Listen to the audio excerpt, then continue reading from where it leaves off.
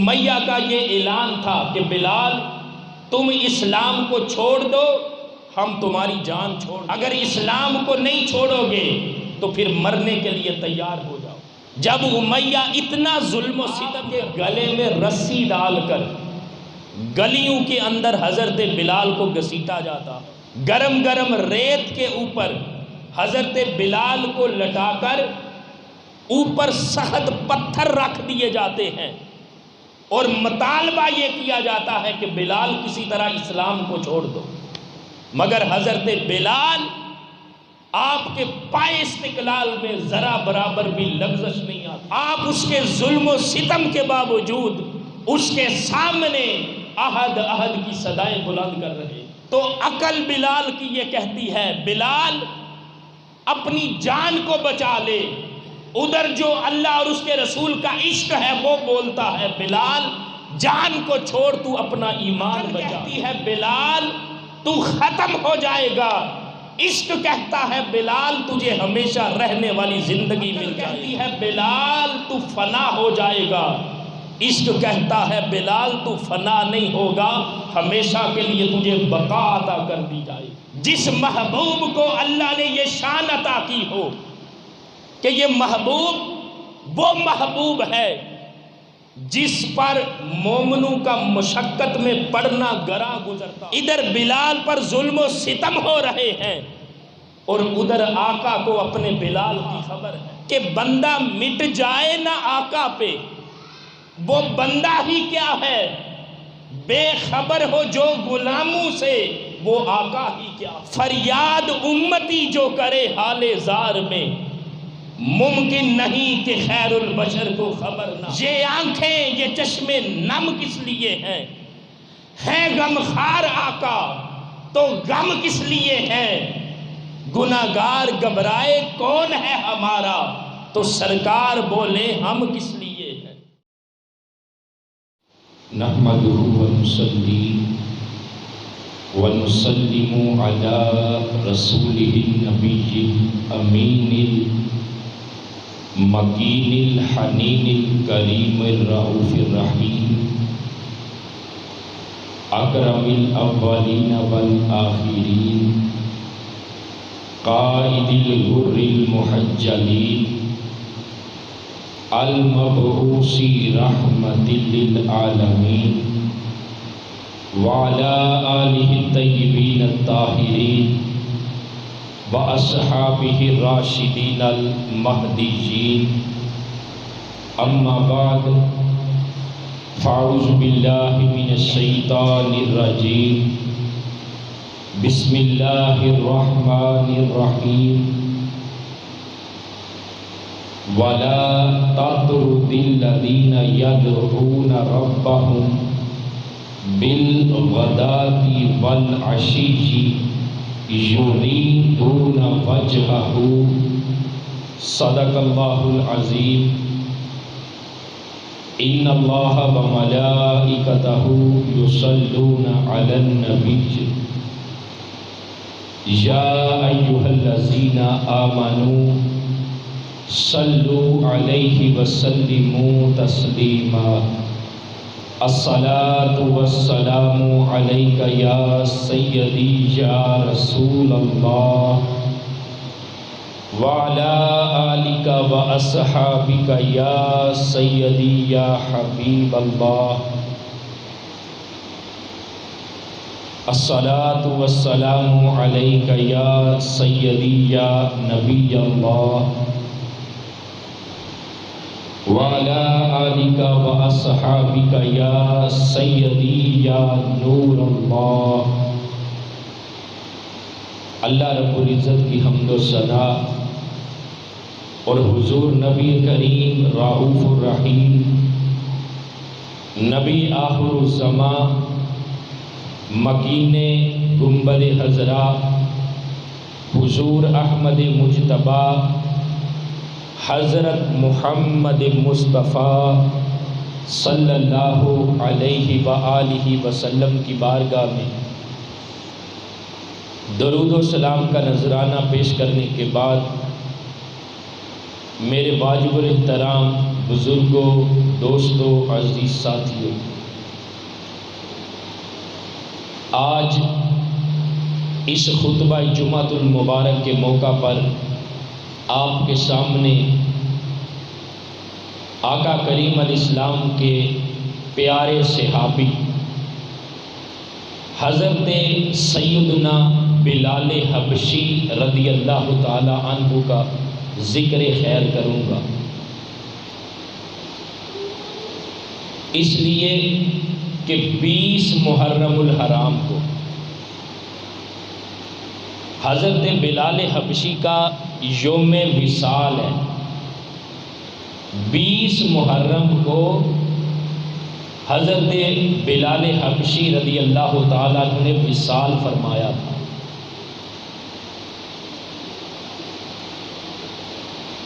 اور گفتگو کہ حضرت بلال رضی اللہ تعالیٰ عنہ نے اللہ کے پیارے محبوب علیہ السلام کا جو دامن ہے، دین اسلام ہے، وہ کس انداز میں قبول کیا ہے۔ دیکھیں، اگر بندے کو پیاس لگے تو پیاسا وہاں جائے گا جہاں پر کنواں ہوگا،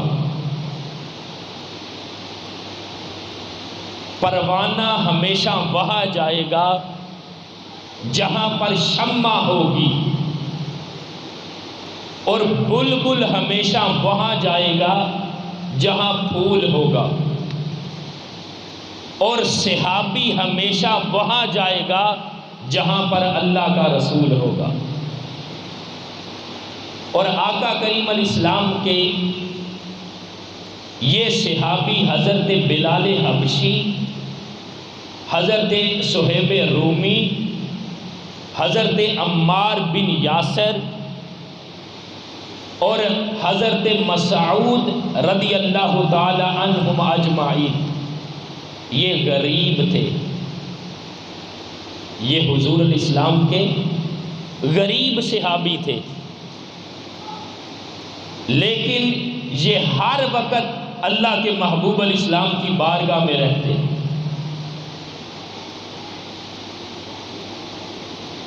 تو ایک مرتبہ چونکہ یہ صحابی غریب تھے، تو مکہ کے جو بڑے جاگیردار سرمایہ دار لوگ ہیں، انہوں نے اللہ کے رسول صلی اللہ علیہ وسلم سے ملنا تھا، ملاقات کرنی تھی۔ انہوں نے حضور علیہ السلام کو پیغام بھیجا کہ یا رسول اللہ علیہ وسلم، یہ جو آپ کے ساتھی آپ کے پاس رہتے ہیں، جب ہم آئیں تو یہ آپ کے پاس موجود نہ ہوں، اس لیے کہ ہم بڑے لوگ ہیں، اگر ہم ان کے ساتھ بیٹھیں گے تو ہماری عزت پر حرف آئے گا، اس لیے جب ہم آئیں تو یہ آپ کی بارگاہ میں موجود نہ ہوں۔ ادھر مکہ کے سرداروں نے، کافروں نے یہ پیغام دیا کہ ان کو اپنی بارگاہ میں نہ رکھنا، یہ انہوں نے پیغام دیا، ادھر اللہ رب العزت نے پیغام دیا۔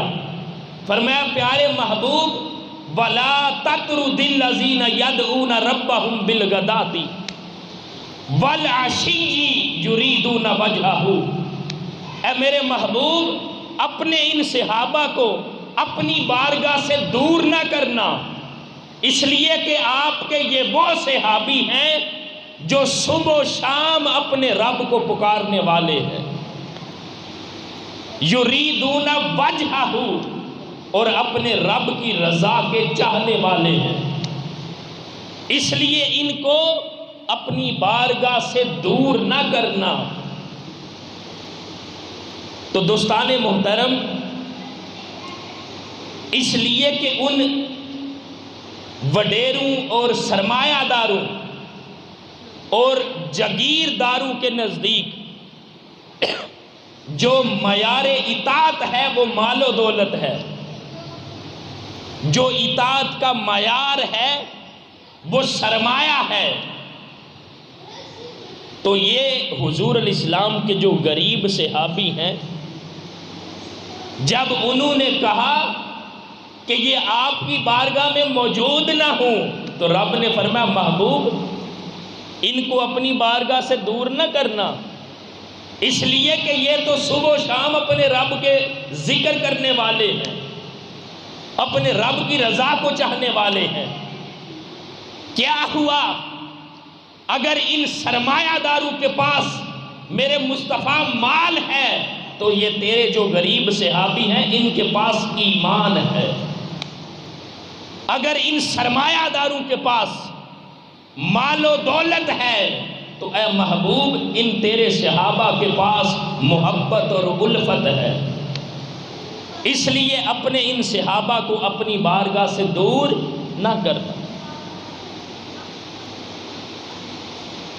اور پھر دوستان محترم، قرآن مجید نے بھی ہمیں ایمان کا معیار یہی دیا ہے، اس لیے کہ محبوب یہ تو وہ صحابہ ہیں جنہوں نے دین اسلام کی خاطر، آپ کی خاطر، رب کی رضا کی خاطر اپنا سب کچھ قربان کر دیا ہے، اس لیے محبوب ان کو اپنی بارگاہ سے دور نہ کریں۔ اور جو قرآن نے معیار دیا،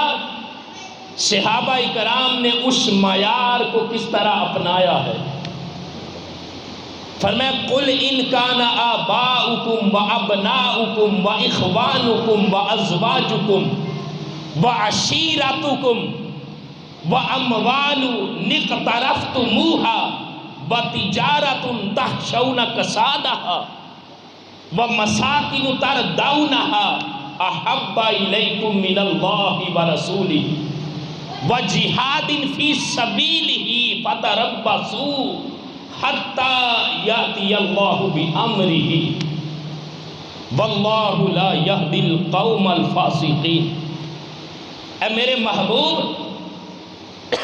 یہ آپ کے صحابہ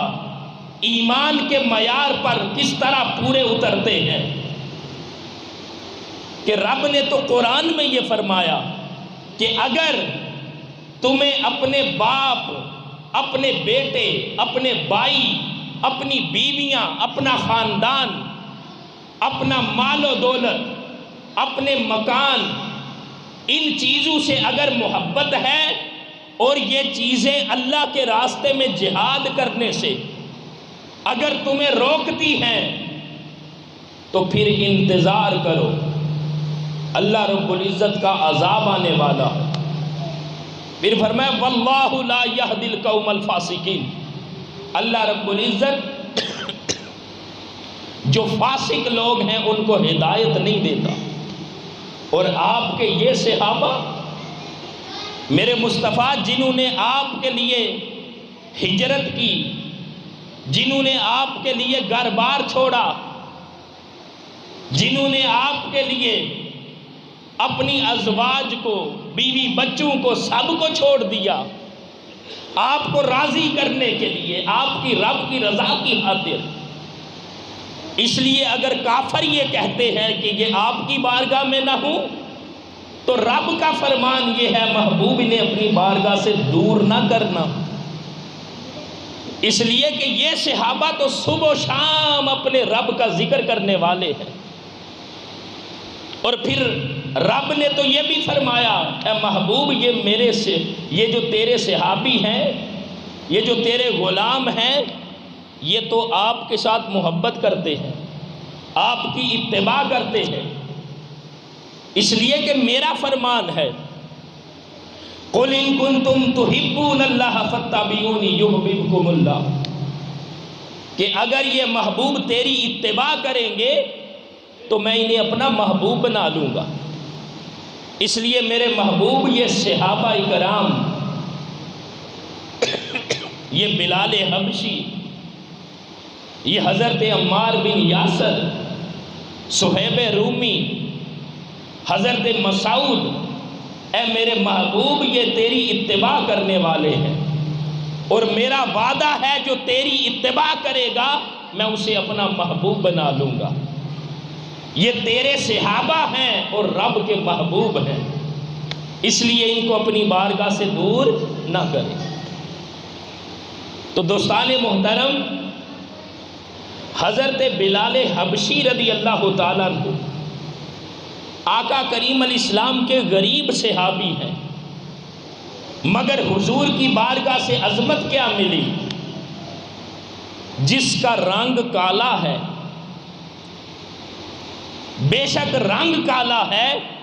ان ساری چیزوں سے بڑھ کر بلال کے دل میں سونا کملی والا ہے۔ اس کی نسل حبشی ہے، اس کے ہونٹ موٹے ہیں، یہ غریب ہے، مگر جب حضور علیہ السلام کا کلمہ پڑھا تو یہ وہ بلال بنے جنہوں نے کعبے کی چھت پہ کھڑے ہو کر نغمہ لاہوتی کو بلند کیا تھا، جنہوں نے کعبے کی چھت پہ کھڑے ہو کر اللہ کے رسول کے حکم سے اذان دی تھی۔ بارگاہ رسالت سے یہ حضرت بلال کو مقام کیسے ملا؟ اب دین اسلام کی طرف کس طرح آئے؟ حضرت بلال غلام تھے، حضرت بلال غلام تھے امیہ کے، اس کی بکریاں چرانے کے لیے حضرت بلال لے کے جاتے تھے۔ جب ایک دن بکریاں لے کے گئے تو حضرت بلال نے اللہ کے رسول اور حضور علیہ السلام کے مزار کے اور غار کے ساتھی حضرت ابو بکر صدیق سے ملاقات کی۔ اللہ کے رسول صلی اللہ علیہ وسلم نے حضرت بلال سے پوچھا، بلال تمہارا اسلام کے بارے میں کیا خیال ہے؟ پہلے دن ملاقات ہوئی، حضرت بلال رضی اللہ تعالیٰ عنہ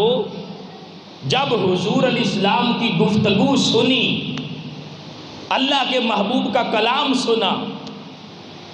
تو حضرت بلال کا دل مائل ہوا۔ دوسرے دن پھر بکریاں لے کے آئے، حضور علیہ السلام کے ساتھ ملاقات ہوئی، اور حضرت بلال نے عرض کیا، اللہ کے محبوب صلی اللہ علیہ وسلم مجھے کلمہ پڑھا دے۔ حضرت بلال نے دین اسلام کو قبول کیا، اور ان 7 خوش نصیبوں میں سے ہیں جنہوں نے سب سے پہلے دین اسلام کو قبول کیا تھا۔ جب دین اسلام کو حضرت بلال نے قبول کیا، آہستہ آہستہ دوسرے لوگوں کو پتہ چلا تو آپ کا جو آقا تھا امیہ، اس کو بھی پتہ چلا کہ بلال نے اسلام قبول کر لیا۔ جب اس کو پتہ چلا کہ بلال تو ایک خدا کے سامنے جھکنے والا بن گیا ہے، بلال نے بتوں کی پوجا چھوڑ دی ہے، جب امیہ کو پتہ چلا، حضرت بلال کو پکڑ کر کمرے میں لے گیا اور کہا، بلال تو میرا غلام ہے، اگر تو نے زندگی گزارنی ہے تو تجھے میرے عقیدے کے مطابق زندگی گزارنی پڑے گی۔ اور تو نے کیا عقیدہ نیا لے لیا کہ بتوں کو چھوڑ کر ایک خدا کے آگے جھکنا شروع کر دیا ہے؟ حضرت بلال رضی اللہ تعالیٰ عنہ کو امیہ نے کوشش کی کہ کسی طرح بلال دین اسلام کو چھوڑ دے، مگر حضرت بلال رضی اللہ تعالیٰ عنہ اس کے سامنے بھی عہد کی صدائیں بلند کر رہے ہیں۔ امیہ کو غصہ آتا ہے، حضرت بلال رضی اللہ تعالیٰ عنہ کو بہت زیادہ مارا پیٹا جاتا ہے کہ کسی طرح بلال اسلام کو چھوڑ دے۔ امیہ کا یہ اعلان تھا کہ بلال تم اسلام کو چھوڑ دو ہم تمہاری جان چھوڑ دیں گے، اگر اسلام کو نہیں چھوڑو گے تو پھر مرنے کے لیے تیار ہو جاؤ۔ جب امیہ اتنا ظلم و ستم کرتا ہے کہ آپ کے گلے میں رسی ڈال کر گلیوں کے اندر حضرت بلال کو گھسیٹا جاتا ہے کہ کسی طرح بلال اسلام کو چھوڑ دے، گرم گرم ریت پر لٹا کر، جب سورج کی دھوپ یوں سمجھے کہ آگ برسا رہی ہے، گرم گرم ریت کے اوپر حضرت بلال کو لٹا کر اوپر سخت پتھر رکھ دیے جاتے ہیں اور مطالبہ یہ کیا جاتا ہے کہ بلال کسی طرح اسلام کو چھوڑ دو، مگر حضرت بلال آپ کے پائے استقلال میں ذرا برابر بھی لغزش نہیں آتی، آپ اس کے ظلم و ستم کے باوجود اس کے سامنے احد احد کی صدائیں بلند کر رہے ہیں کہ وہ وحدہ لا شریک ایک ہے، جس کے آگے اپنی جبین نیاز کو جھکانا چاہیے۔ امیہ تو جتنا مرضی ظلم کر لے، میں ان جھوٹے بتوں کو، جھوٹے خداؤں کو کبھی سچا نہیں کہوں گا۔ امیہ نے بڑی کوشش کی کہ کسی طرح بلال چھوڑ دے، لیکن آپ ٹس سے مس نہیں ہو رہے، اس پہ ظلم و ستم کے باوجود آپ احد احد کی صدائیں بلند کرتے جا رہے ہیں۔ تو حضرت بلال رضی اللہ تعالیٰ عنہ کو صرف دین اسلام سے ہٹانے کے لیے امیہ نے بڑے جتن کیے، بڑے ظلم و ستم کیے، مگر آپ اس کے سامنے اس کے ظلم کے باوجود احد احد کی صدائیں بلند کرتے جا رہے ہیں۔ تو دوستان محترم، حضرت بلال رضی اللہ تعالیٰ عنہ جب امیہ کا ظلم و ستم بڑھتا ہے تو عقل بلال کی یہ کہتی ہے بلال اپنی جان کو بچا لے، ادھر جو اللہ اور اس کے رسول کا عشق ہے وہ بولتا ہے بلال جان کو چھوڑ، تو اپنا ایمان بچا لے۔ عقل کہتی ہے بلال تو ختم ہو جائے گا، عشق کہتا ہے بلال تجھے ہمیشہ رہنے والی زندگی مل جائے گی۔ عقل کہتی ہے بلال تو فنا ہو جائے گا، عشق کہتا ہے بلال تو فنا نہیں ہوگا، ہمیشہ کے لیے تجھے بقا عطا کر دی جائے گی۔ تو دوستان محترم، جب وہ ظلم و ستم کرتا جا رہا ہے کہ کسی طرح بلال دین اسلام کو چھوڑ دے، مگر آپ دین اسلام کو چھوڑنے کے لیے تیار نہیں۔ اور یہ کیسے ہو سکتا ہے جس محبوب کو اللہ نے یہ شان عطا کی ہو کہ یہ محبوب وہ محبوب ہے جس پر مومنوں کا مشقت میں پڑنا گراں گزرتا ہے، ادھر بلال پر ظلم و ستم ہو رہے ہیں اور ادھر آقا کو اپنے بلال کی خبر ہے۔ کسی نے کیا خوب کہا کہ بندہ مٹ جائے نہ آقا پہ، وہ بندہ ہی کیا ہے، بے خبر ہو جو غلاموں سے وہ آقا ہی کیا ہے۔ فریاد امتی جو کرے حال زار میں، ممکن نہیں کہ خیر البشر کو خبر نہ ہو۔ یہ آنکھیں یہ چشمے نم کس لیے ہیں، ہے غمخوار آقا تو غم کس لیے ہے،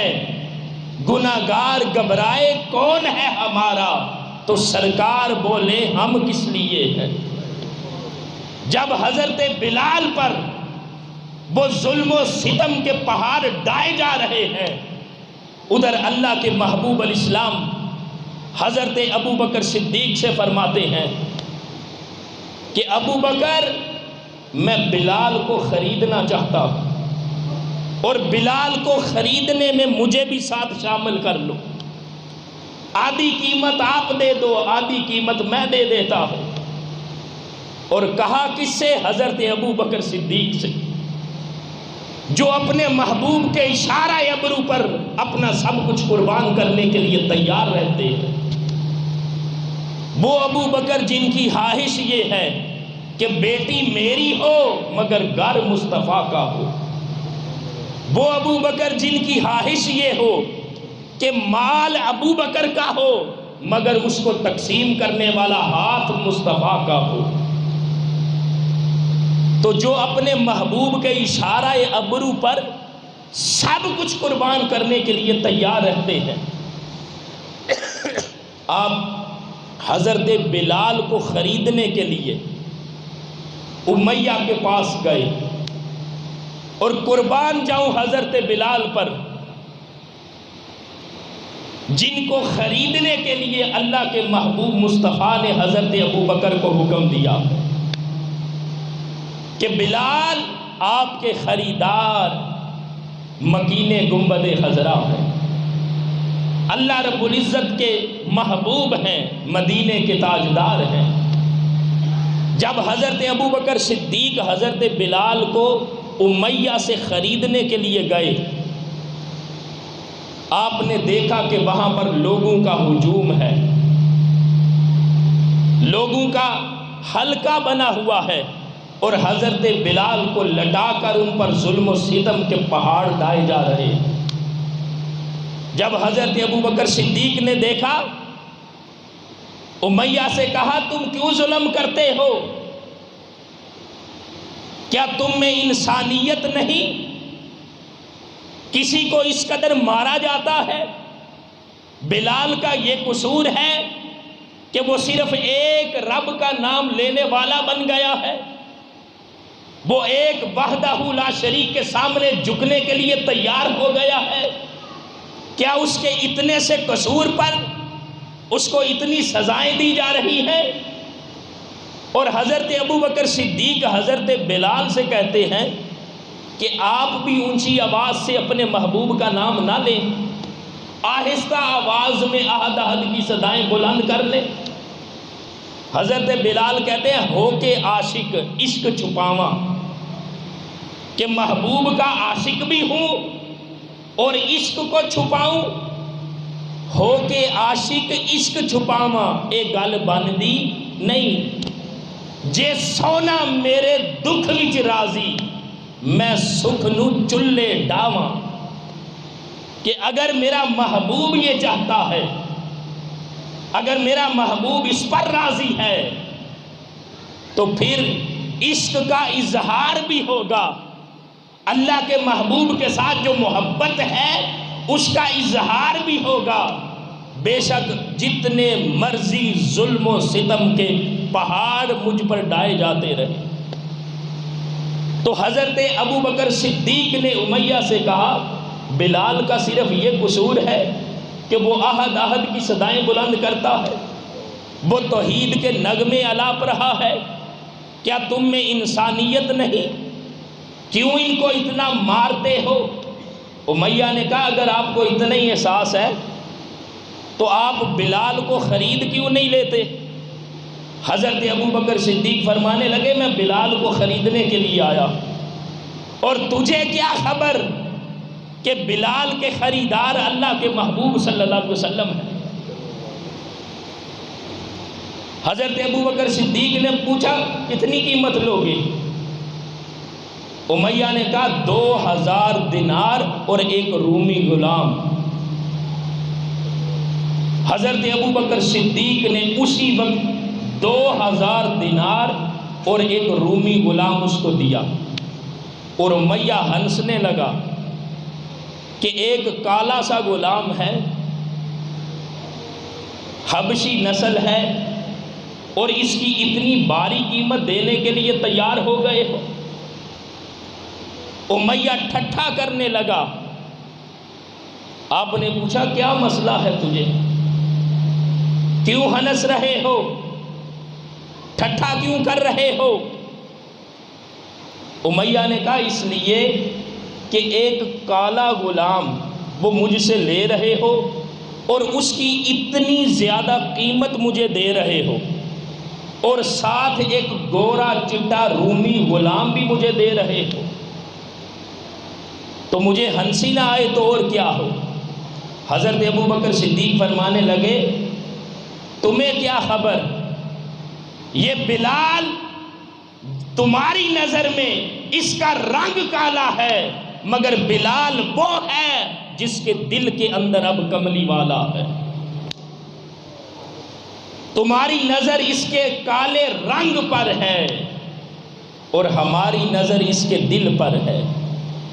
کہ اس کے دل کے اندر اب اللہ کے محبوب علیہ السلام کا عشق اور محبت آ گیا ہے۔ اور میرے محبوب نے یہ 2000 دینار کیا ہے؟ اگر میرا محبوب حکم فرما دے، اور کس سے کہا؟ ابو بکر صدیق سے کہ بلال کو خریدنا چاہتا ہوں۔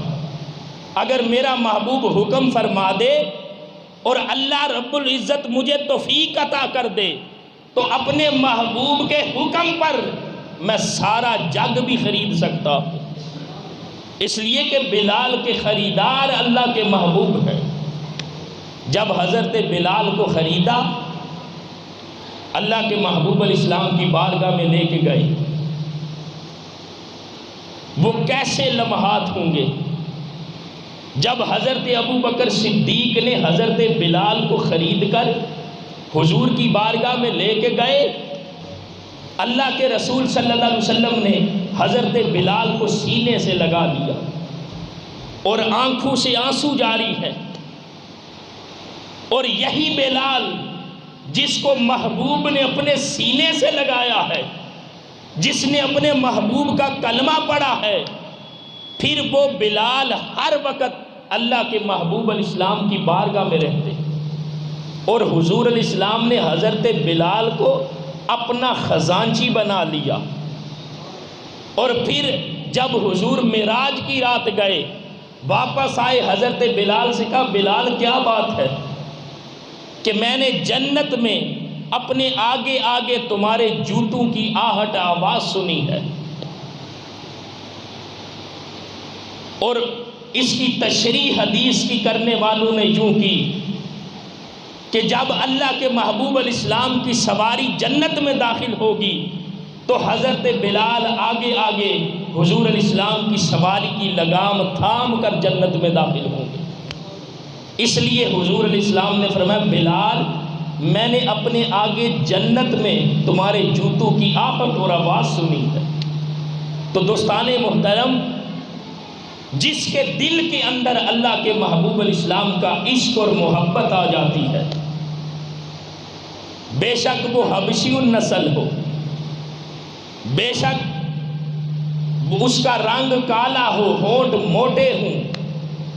مگر جب اللہ کے محبوب علیہ السلام کی محبت اور عشق سینے میں آ جاتا ہے تو کس قدر بندے کی قیمت بڑھ جاتی ہے۔ اور یہی بلال رضی اللہ تعالیٰ عنہ آخری بات کرنے لگا جب آپ کا وصال کا وقت قریب آیا۔ جب وصال کا وقت قریب آیا، آپ کے بیوی بچے کہنے لگے ہائے بلال، ہائے بلال۔ جب حالت نزا کی کیفیت طاری ہوئی، کہنے لگے ہائے بلال۔ حضرت بلال فرمانے لگے نہ اس طرح نہ کہو، تمہیں کیا خبر کہ جس محبوب کی خاطر میں جیتا تھا، جس محبوب کی خاطر میں مرتا تھا، جس محبوب کی خاطر میں ظلم و ستم برداشت کرتا تھا، جس محبوب کو دیکھ دیکھ کر میں زندگی جیتا تھا، جس محبوب کی خاطر بلال کے شب و روز گزرتے تھے، آج وصال ہوگا تو وصال کا مطلب ہی یہ ہے کہ ملاپ ہوگا، میں ملوں گا، ادھر بلال کی روح نکلے گی، ادھر بلال کی ملاقات اللہ کے محبوب کے ساتھ ہونے والی ہے۔ اس لیے آپ نے فرمایا رونے والی بات نہیں بلکہ خوشی کا اظہار کرو، خوش ہو جاؤ، اس لیے کہ ادھر روح نکلے گی، وصال ہوگا، ادھر اللہ کے محبوب علیہ السلام اور ساتھیوں کے ساتھ بلال کی ملاقات ہو جائے۔ تو دوستان محترم، وصال کا مطلب یہ ہے کہ ملنا۔ تو وصال کے وقت جو اللہ کے محبوب بندے ہیں، جن کے شب و روز اللہ اور اس کے رسول کی اطاعت اور فرما برداری میں گزرتے ہیں، جن کے شب و روز عشق مصطفیٰ اور محبت الہی میں گزرتے ہیں، تو وہ جان کنی کے وقت، نزا کے وقت ان کے چہرے بنتے نہیں بلکہ سنورتے ہیں۔ وہ پریشان نہیں ہوتے، گھبراتے نہیں، اس لیے کہ انہیں خبر ہے جن کی محبت میں زندگی گزاری ہے آج ان کے ساتھ ملاقات ہونے والی ہے۔ ہم سنتے نہیں کہ جب کسی کا انتقال ہو تو کہتے ہیں فلاں خالق حقیقی سے جا ملا، فلاں بندہ خالق حقیقی سے جا ملا۔ جب وصال ہو تو حضرت بلال بھی اپنے خالق حقیقی سے جا کے ملنے والے، اپنے محبوب کی ملاقات ہونے والی ہے، حضور علیہ السلام کے ساتھیوں کے ساتھ ملاقات ہونے والی ہے۔ تو دوستان محترم، آج حضرت بلال رضی اللہ تعالیٰ عنہ کا ذکر خیر اس لیے کیا ہے کہ 20 محرم الحرام کو حضرت بلال کا یوم وصال ہے، اور حضرت بلال کی زندگی ہمارے لیے بہت بڑی مشعل راہ ہے کہ اگر کسی بندے نے